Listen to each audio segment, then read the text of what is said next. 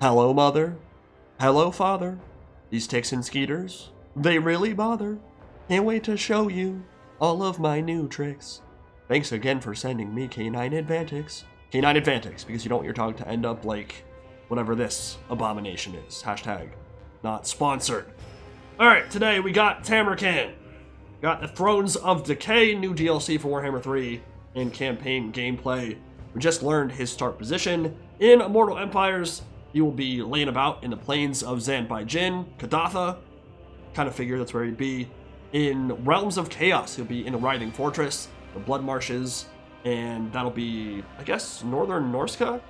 At this point, I'm not sure very many people play Realms of Chaos, so I don't know if anyone actually cares about that. Kadatha means you're going to be next to Kolek, you're going to be next to Village, you're going to be next to Great Bastion, actually. You'll have multiple opportunities to either go down and fight the Chaos Dwarfs, or subjugate them, as it were, or move into the Far East and deal with Miao Ying and Jiao Ming. Alright, so today we're going to be looking at some campaign gameplay for Tamurkhan. Again, very informal, still trying to get over my cold and all these Nurgle blessings from the plague bearer children that are in my household, but I'll add my thoughts and impressions when I see fit. Get it poppin'. Tanky, disgusting, inevitable. Look at him. He's glorious. Tamurkhan offers the fantasy of building a warband from scratch. Good work, Kask. I couldn't ask for a better right-hand thing. But he also has these... Who is Kask? There's no way in hell I'm calling him Kask. It's Kazakh. It's always so interesting to me how people pronounce things. I'm never one of those people who's like, how dare you say it that way? That's stupid. It's a made-up word. It's a made-up name. It's a fantasy world. Say it how you want, but I'm going to say it the way I want to say it, and Kask is not going to be the way I say his name moving forward. kind of Nurgle abilities, which make him really disgusting and awesome. Tamurkhan the Maggot Lord's reeking corpse has puppeted many powerful and grotesque faces, but none have served him quite like Karaka Breakmountain. Lord! It is in this ogre tyrant's decaying flesh that Tamurkhan seeks to gather a great horde and fulfill a twisted prophecy of disease and desolation. That was not a dwarf, by the way. This is a Norseman berserker. There were a bunch of people in the comments section saying, "Oh my god, he just stomped on a slayer. He just made him in a meatball." No, that's a berserker. Delusions of grandeur and questionable hygiene, my kind of legendary lord. We're diving into Tamurkhan's Immortal Empires campaign with ambitions of painting the world green as Nurgle's favored. Okay, here we get a look at Tamurkhan's starting faction effects and starting army. It's a really, really good starting army. It's Plague Ogres, which I think are anti-infantry and AP. It's not the Great Weapon variant. It's 2 units of Chaos Warriors with Great Weapons, ton of armor piercing here, Pest Gores with Vanguard and that Chain Hex, and then a unit of Rot Knights. So that's pretty nasty. We know Tamurkhan's main focus is going to be on mortal troops. He can recruit demons. He is part of the Nurgle faction, but mortals are going to be what he buffs up. And when we take a look at his faction effects, obviously the chieftains are going to be his main campaign mechanic, but it's this movement range. It's actually a really big deal. That's not just for his army, that's for all armies within his faction. 10% is a really big value, and then when you stack that up with, I think it's Plague Ridden, which increases movement range as well when you embed them within your armies. Could be the Cultist and Nurgle, but I think Cultist is replenishment, and then the Plague Ridden is movement range. Yeah, that could get real nasty. And then of course, when we look at his chieftains, some of them have ways to refresh their movement range too. So it's not going to be quite level of like Scarbrand, but it is going to be that inexorable horde that keeps marching towards you at a pretty fast pace, even though obviously not the fastest faction in the world. Recruitment health plus 10% for all non-demonic units. Wound recovery time -3. Don't utilize that very often in campaign. I know there are many characters that do, Vlad von Karstein being a prime example. I think he can come back like literally on the next turn after dying. I don't typically like my lords to die in campaign. I try to avoid that. But with this Feast of the Maggot Lord ability where he essentially drains the life force from whatever's nearby when he dies, perhaps you'll be more encouraged to play on that borderline between life and death. Realistically, I don't think you're going to be throwing him into so many situations that he drops all the way to 0 HP, especially on a faction that has so much burst healing. But cool, flavorful idea, I guess. Nurgle's favorite son, I think, is like plus 24 defense and like a 20% ward save or something while it's active. And then melee attack plus 5 for non-demonic units, Immunopsych for non-demonic units as well. So that will be the main focus on the Warriors of Chaos side of the roster. painting the world green as Nurgle's favoured. We're kicking off in Kudatha, smack bang in the middle of the Northern Chaos Waste, and we're already running into some angry Norskans. Must be the smell. I'd apologise, but I'm not sorry. Because what's there to be sorry about? Look at... So this is his stat line over here on the left. Not a ton of armor. He is unbreakable, which is a huge deal. Unbreakable is really the only way to make his Feast of the Maggot Lord ability work. He was dropping low and then routing. Obviously, that would never trigger. So it makes sense. But a tank lord like this, 8,500 HP when he's on foot, that's really large value. Cannot remember what an Ogre Tyrant or like a Slaughtermaster or any of those Ogre characters have for their HP pool. It might be similar, but regardless, on foot, he'll be tanky. He'll be spending most of his campaign on the Toad Dragon Bubelos, though, so won't worry too much about that. AP, bonus force large, and I believe when he uses that Black Axe, or the Black Cleaver, he gets magic attacks imbued as well. Got poison, middling melee defense, nothing really impressive there, but yeah, he's going to be kind of a beast when he's on his gigantic mount. Look at him. He's glorious. A solid set of starting abilities makes Tamurkhan a formidable putrid melee force. Feast of the Maggot Lord is particularly interesting to me because popping back up after dying to surprise and harass the... Okay, so this is the Feast of the Maggot Lord ability. If I'm reading that correctly, at 4% per second for 10 seconds, it's a 40% heal if it triggers and you're not being beat to death by Grail Knights or something that's dealing a ton of damage.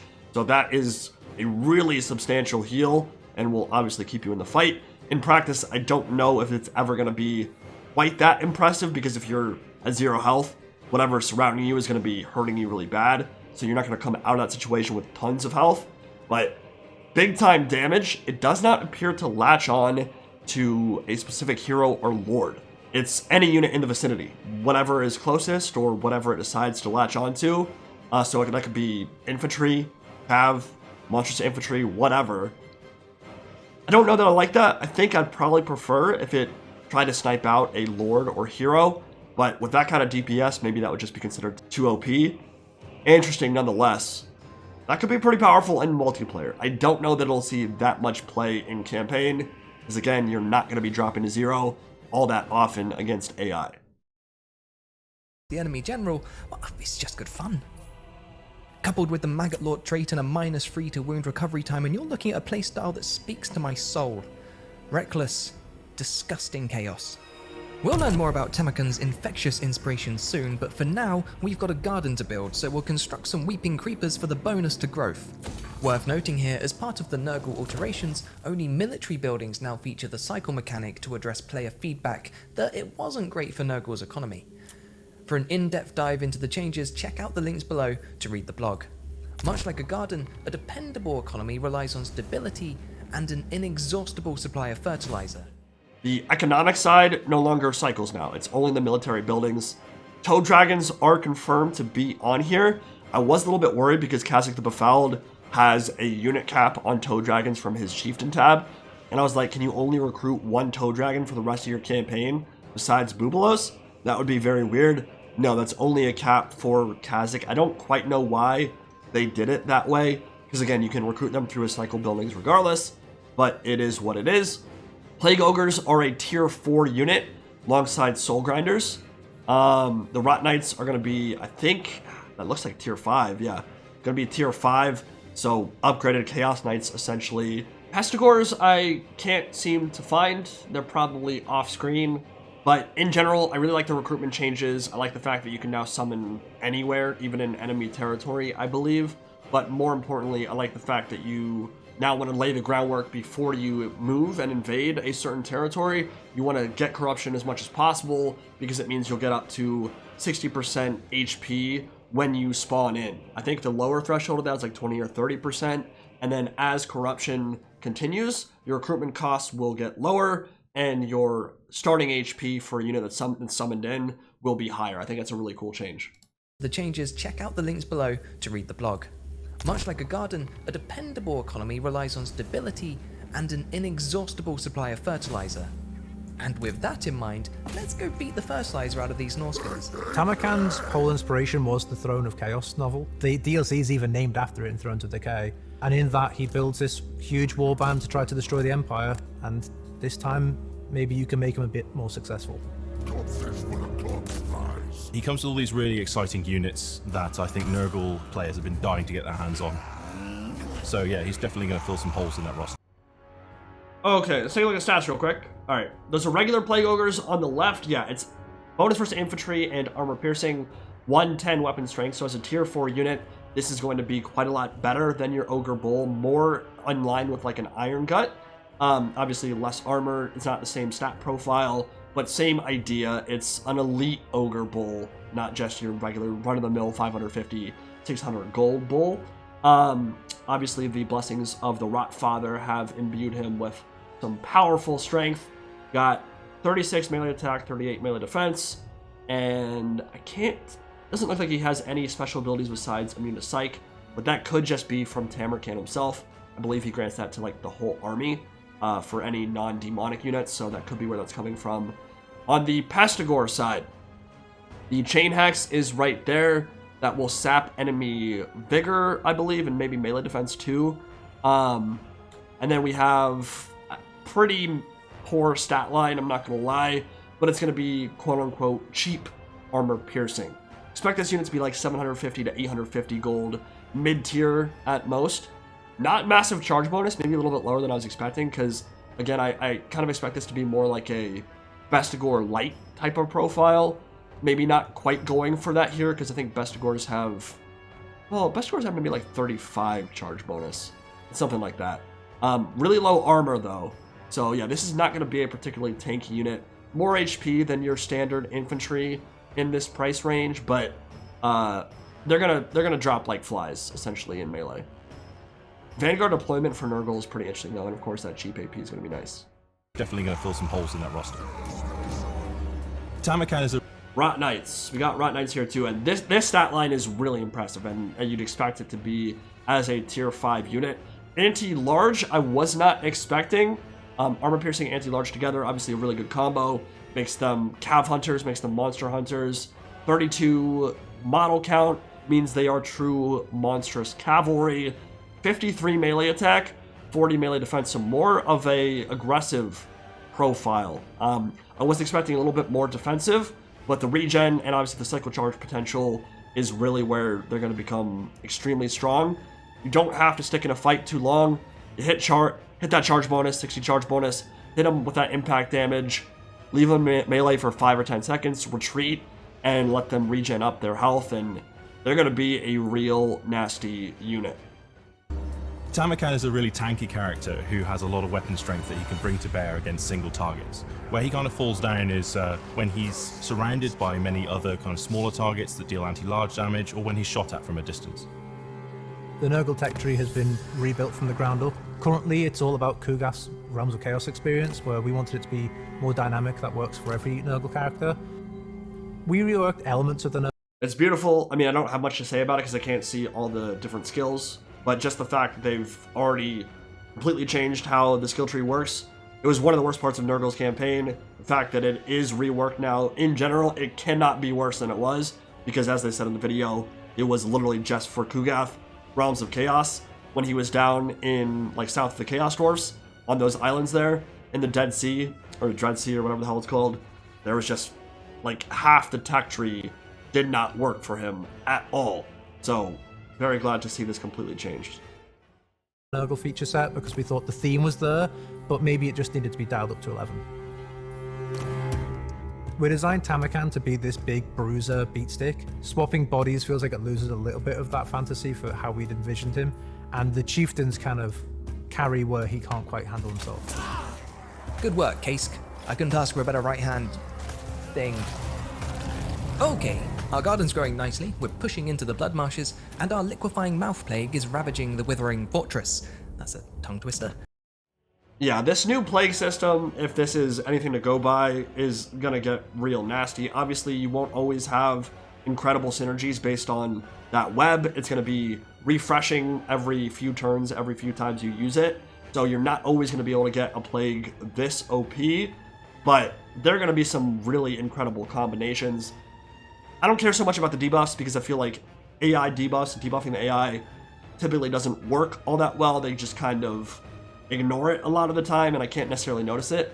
But you're going to notice plus 50 growth. You're going to notice that casualty replenishment, especially if you're backing it up with your unholy manifestations, your tier 1, and recruitment health for units, plus 15%, really big deal. If you're going from 30% base, 45%, that's going to be an extra turn of replenishment you're not going to have to worry about. As part of the Nurgle changes, we've addressed feedback that should make plagues more experimental and less min-maxy, so you feel like a real pox brewer. Unfortunately for us, I don't have enough infections right now. Dang. Actually, doesn't matter. Our latest conquest has put us in a position to recruit new hideous help. Tamurkhan's chieftains are a ragtag band of bile and boils, lured to the master of hosts' undeniable dominance. These festering heroes join our cause, bringing with them loyal soldiers from their own cultures. Kaisk the Befouled, Nurgle's legendary hero, has already embedded himself in our army and offers powerful units in exchange for a cost of dominance, which is earned through battles and events. Yeah, so this is the part I didn't really understand. You see Rot Knights here and the Toad Dragon. Those are capped to 1 each with Kaisk or Kazakh. I didn't quite understand why that's a thing. Maybe it's because the Chieftain tab and the recruitment tab for that is independent of your normal recruitment, so maybe you can do that anywhere, but I already thought that you had essentially global recruitment and can recruit in enemy territory with Nurgle, so I don't understand what the point of these caps are. Either way, these are the units he's associated with, I guess. He is the Rot Knight Cavalry Commander for Tamurkhan, so, I mean, I imagine he's going to have some incredible buffs for him on his skill tree. Our conflict with the Norscan Curs has won us Kaisk's continuous loyalty, in turn unlocking additional boons and powerful campaign abilities. Joining Kaisk is Kargan the Crazed, Katezak Fimdarak, Mornhowl, Grokmer. I love this idea. By the way, Norska obviously needs a rework at some point. I don't know if they're going to have enough time to get a DLC. I'd like to see them be included because they are probably one of the factions that have gone the longest now without any real love. I think an Ulfjarl, or rather a Werkin Lord, would be really cool. This is essentially the closest we've gotten to one in a really long time. He's a legendary hero, quote unquote. But I'd like to see one in a Lord slot. I think that'd be sick. Obviously, he's going to be bringing skin wolves, mammoths. And this is one of the cool things about Tamurkhan. You're going to be able to recruit some absolutely ridiculous units from other factions.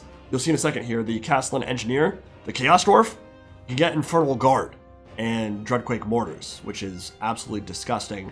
So you're trying to create this horde, which is a conglomeration of multiple chaotic factions from the Chaos Dwarfs, Norska, Warriors of Chaos, and the Beastmen. Also important for me to point out, some of these abilities for the chieftains and items and synergies, army abilities, what have you, are going to be absolutely ridiculous. Stalk and Beast Paths faction-wide, even if it's for only a limited number of turns, could be absolutely ridiculous for Chaos. The Chaos Dwarf Blunderbuss dude is going to be able to create some crazy doom stacks with ranged troops, and that'll synergize with your own like Nurgle Soul Grinders. There's a lot of stuff you can do with these guys. You're going to be rewarded very heavily for unlocking them and getting them all the way to Devoted. I mean, even stuff like Savage Dominion, being able to summon a Cygor in enemy back line, that type of thing.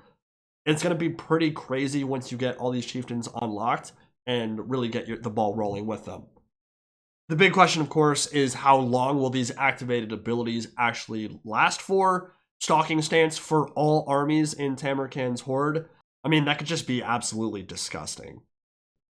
Freehorn and Azar Doombolt. Gorgons. All heroes with their own nasty. merits, Absolutely and we'll need nasty. to call on each of them to build our unending host. With their own petty grievances to satisfy, Tamurkhan's chieftains will influence the flow of our campaign, but earning their ultimate devotion will be a bloody affair, though well worth the effort.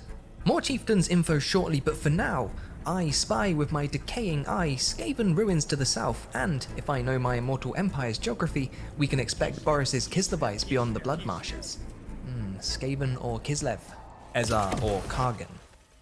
We'll get to both eventually, and Kargan's hell cannons are tempting, but the coward in me is crying out for some better ranged units. Let's recruit Ezar Doombolt into our merry band and use our remaining dominance to purchase a unit of Chaos Dwarf Blunderbusses. With some angry dwarven engineering behind us, we'll make short work of the inferior war host. Short work, I'm sorry. I'm super excited for the Chieftain's mechanic because it allows you to build a bit of a bonkers brigade. Lots of different flavors of chaos all under the Nurgle banner. It was inspired by his story, which was uniting different tribes of chaos and flavors of chaos, so we thought it was important to bring to the game. Tamurkhan's campaign playstyle has him roaming around the Warhammer map and bringing in all these different cultures in the form of these chieftains. And in battle, these chieftains augment Tamurkhan's own abilities to smash up enemy armies and cause a lot of devastation.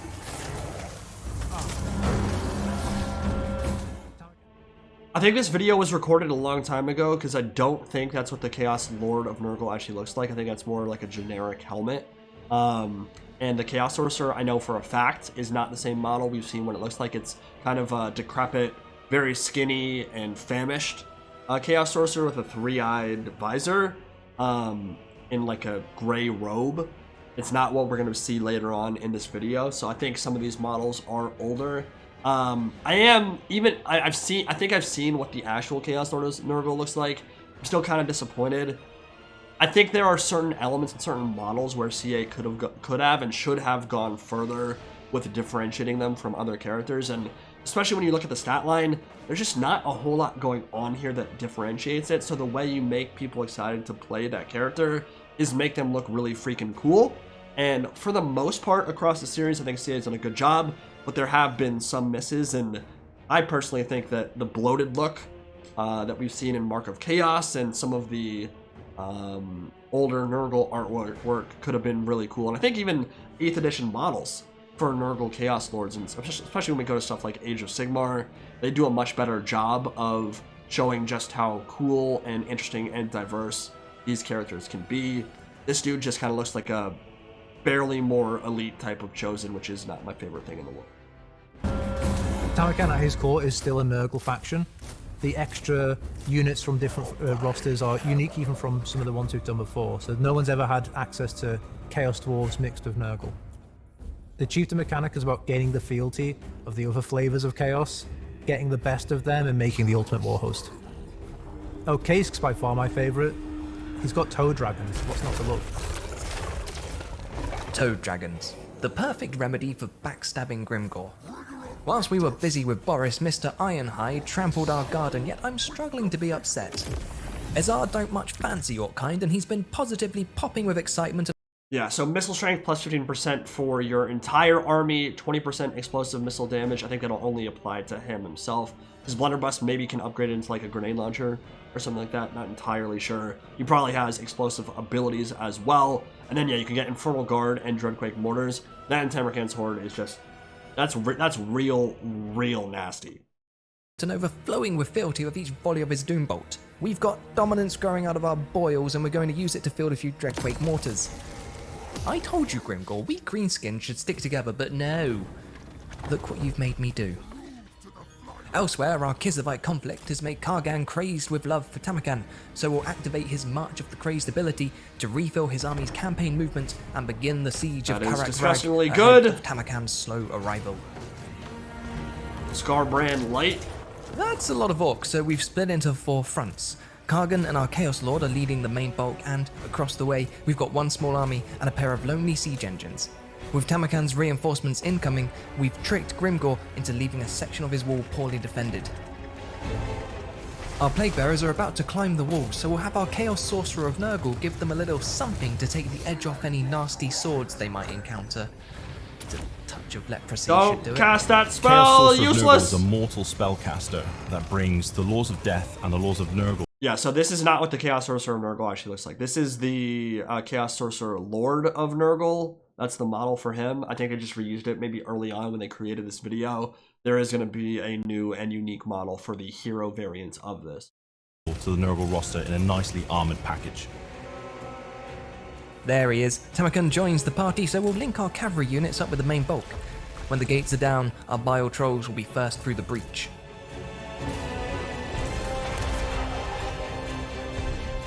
Bile Trolls are a Nurgly twist on the idea of a Chaos Troll.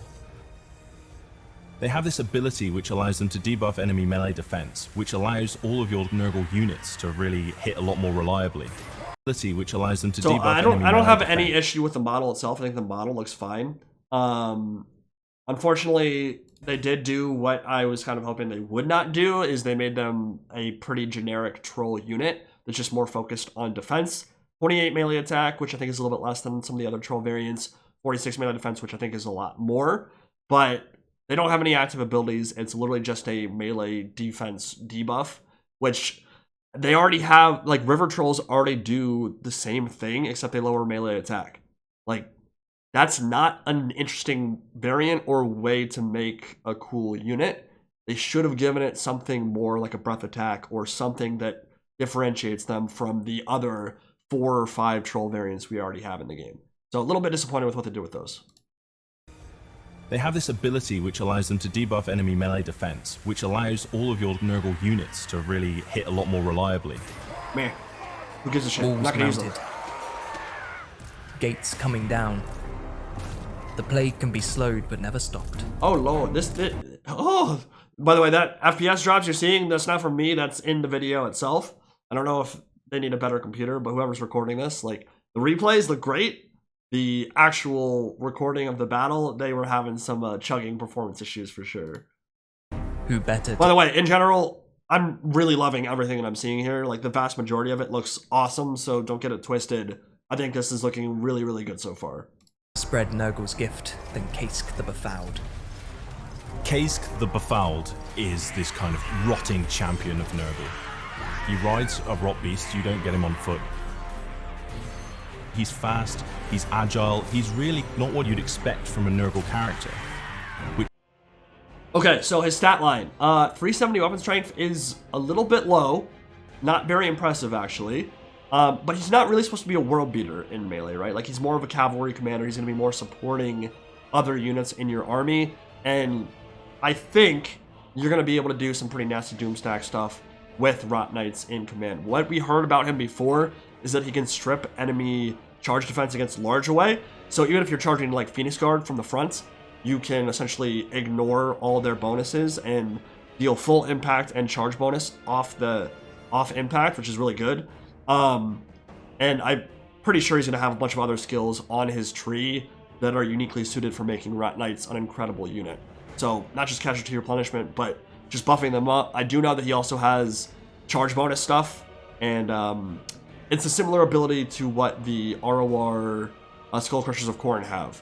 Like the momentous charge or whatever the hell that basically doubles their mass and speed and stuff when they're charging into melee. So yeah, he's going to be a real nasty piece of work. I love the model for him as well. Which makes him really interesting. With chieftains in mind, I wonder how Kargan's doing. As you were, Kargan, good work. I'm gonna go play with the Toad Dragons. The Toad Dragon is the big bad beastie for the Nurgle roster. It Sick. excels at dealing with large groups of infantry and smashing through the enemy battle lines. Whilst Tamurkhan and the Toad Dragons break their lines, Azar and his blunderbusses mop up the stragglers, and we deploy some of our heaviest hitters. The regiments of renown for Nurgle are the Rotting Riders, who are a unit of Rot Knights. Absolutely obscene stat line. I mean, these things can, like, I don't know if they'll be able to take on Grail Knights 1v1, but they probably can, honestly. If you throw them a Fleshy Abundance their way, combined with their regen, and you toss that early enough, they could probably take on just about any other cavalry unit in the game. Like, this is a ridiculous monstrous cav stat line. The Angels of Decay, which are a unit of plague drones. What are we rocking with here? I still absolutely despise the fact that plague drones have 16 charge bonus. It makes 0 sense. They're essentially flying monstrous cavalry. They should be more like, they would not be on the level of Royal Hippogriff Knights, but more that kind of stat line. It should be you charge in with them and they demolish stuff, and then it's about staying in melee, dealing less damage than maybe some other equivalents. Certainly not the same levels of aggression as something like Royal Pegasus Knights that are designed to just murder everything off the charge and then keep dealing damage in melee. More defensive once they're in prolonged combat, but 16 charge bonus is just so anemic. It makes no sense when you're a hulking rotfly that's like quadruple the size of a regular human. In general, I mean, good MA, good MD for a flyer especially, but they're an ROR, so that kind of comes inherent. I can't tell what they get that's unique. Maybe it's their missile projectile, I'm not sure. And Noxbringer, who is a Soul Grinder. Again, some kind My of favorite contact of these effect, but regiments don't know of what's renown special about are them. the Rotting Riders. These Kurgan horsemen have followed Kask since the beginning, but they were once esteemed knights. Reinforcements, eh? I think not. I don't know what this is. I don't know if this is from a chieftain or from the tech tree or what, but the damage it's about to unleash is pretty crazy. Army ability, you can only use it one time. It's like a mini nuke, essentially, kind of. I mean, it's not going to be as good as Ikit's nukes, but if there's a blob, it will disappear. Nurglings falling from the sky.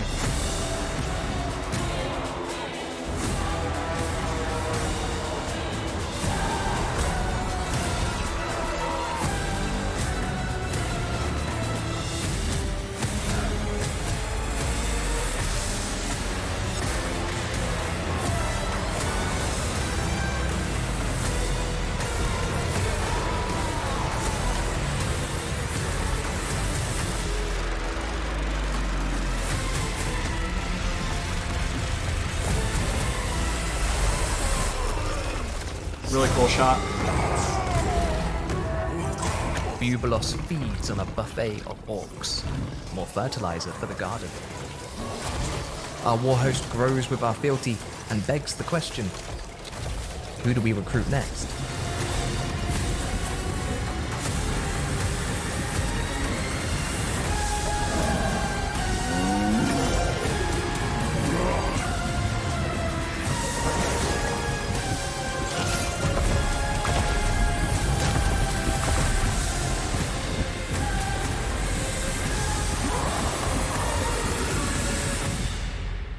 First impressions? Favorite chieftain? Let us Tig old biddies. That's what I'm talking about, baby. Yeah, I mean, Tamurkhan, Thrones of Decay, starting off real strong right now. I'm impressed, honestly. I think the Nurgle rework looks pretty good. I think a lot of the mechanics here for Tamurkhan and just his ability to create this gigantic horde from a bunch of disparate factions and unite chaos under one banner, it's very similar in some ways to the Ever-Chosen, and I think they're doing a good job with everything we've seen so far. So we're going to be looking more in depth, of course, with the Empire and with the Dwarfs very soon. And of course, the embargo NDA will lift at some point as well.